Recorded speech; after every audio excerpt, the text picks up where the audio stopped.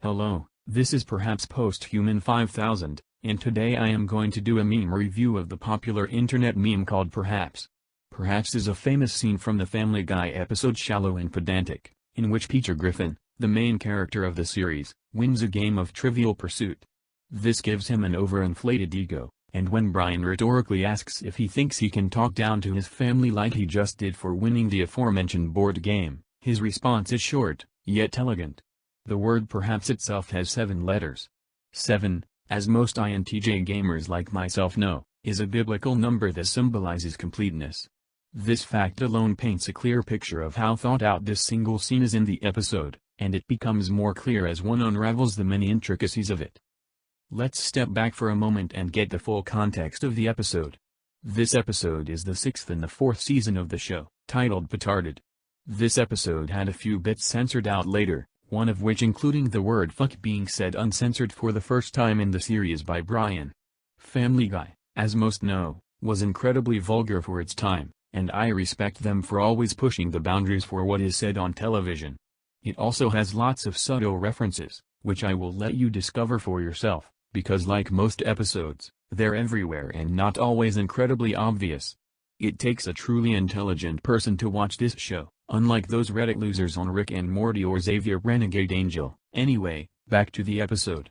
Peter has an inflated ego from winning a silly game, much like Donald Trump when he won the presidential election. I apologize if I had just triggered any snowflakes there, it's just straight facts. As I was saying, Brian questions Peter about his ego rhetorically.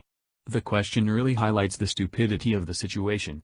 What is this? You're gonna talk down to everyone just because you won a game of Trivial Pursuit. It's an effective summary of everything that happened earlier in the episode, in case you're the kind of scumbag that skips to the good parts of shows, much like a toddler takes the crust off his sandwich, unwilling to digest the way the food is presented as a whole. McFarlane, being the gracious individual he is, shows his grace to the immature viewers, as he understands that not all of his audience will have an intelligence quotient of 150 or above. The scene that follows is what is captured in the meme, and now that this scene is in full context, I can begin to review it. The first frame of this scene consists of Peter staring at Brian, who is off camera, with a strange mix of confusion and smugness. He is confused because he has no idea why Brian would even question his superiority. He won a game of Trivial Pursuit, right? The fact that the game he won is called Trivial Pursuit shows how petty he's actually being. This is where the mix of smugness comes in. He's ready to make it aware to everyone how confident he is in his intellectual dominance, which is shown in full clarity in the next frames. One can see in the look of his eyes when he's lifting his arms and uttering the first syllable of the word that flows out of his mouth like the graceful dolphin dancing a majestic ballet to the orchestra of the ocean that he has full knowledge and full sentience of what he perceives as academic mastery. I know, I was talking bad about him earlier. I can still respect Peter as a character, as he's a wordsmith beyond long and overdrawn reviews. I still have meditation sessions that last hours of just listening to him just uttering this simple phrase and watching him gracefully conduct the motion of bringing his arms from the crossed position to folded in front of his chest while he thoughtfully gazes into the corner of the ceiling. While his book smarts are an inch deep, his artistic wisdom goes deeper than I do into your mom. Haha, there I go rambling again.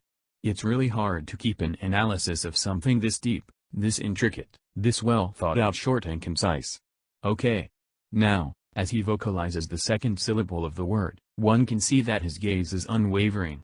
His confidence in his ideals, however false they might be, is stronger than the other admin's boy pussy.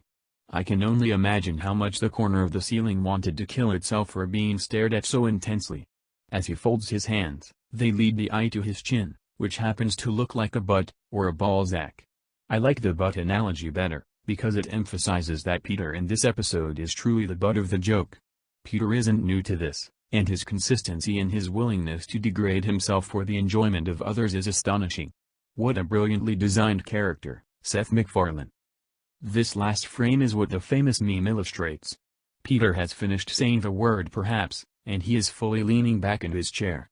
He decides to flash his teeth when he enunciates the letter S, like a proud medieval knight raising his sword after a hard-fought battle. It's this very moment that is immortalized in the Perhaps meme, and I couldn't agree more with the decision to use this frame. I'll discuss a few of the subtleties of the frame now. Peter Griffin, or Peter, as some like to call him lately, has his 3 fingers on each hand touching each other. The number of fingers equals 6, which is the number of the devil. On the surface, this seems to contradict the number of letters in the word perhaps, which is the holy number 7. These things put together actually demonstrate the ancient Chinese philosophical concept of yin and yang. To keep this description short and sweet, it's saying that good cannot exist without evil. This is contradictory to Martin Luther King Jr.'s philosophy, that evil, or hate, is just the absence of good, or love. Some libtards will probably twist this to make McFarlane sound like a racist, just watch. Of course, he isn't, as disagreeing with the leader of the civil rights movement on one thing isn't racist. In the lower right corner is a glimpse of the meatloaf he rejected, the sustenance he was too sophisticated to indulge in. If we look back at the episode, he called it shallow and pedantic, which is a phrase he heard on the news. This is advanced social commentary on how the biased media influences our everyday thinking, such as CNN, Fox News, and the Epic Department. The upper right-hand corner contains a photo of a red house hanging on the wall. It's all speculation as to what it is, but my favorite theory is that it's a painting that Peter purchased with Bitcoin from Silk Road, just for the lulz. It only makes sense that a character like Peter would use a shady trading service to purchase something as simple as a painting. Peter is leaning back, not too different from an emperor. It's well called for, as he's the emperor of everything comedy related, and as my review will hopefully demonstrate, that title is well earned. I've talked about his gaze enough, so I won't go over that again. The last things I want to point out are on the perhaps meme itself.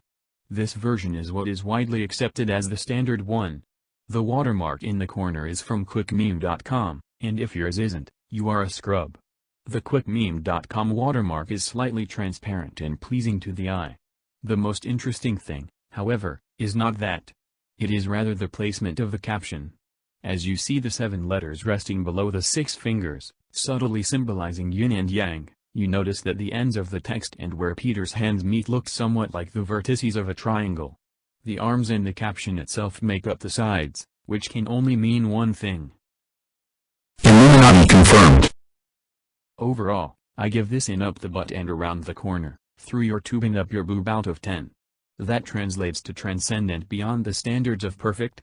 If you were paying attention and are smart, you would agree that this is justified.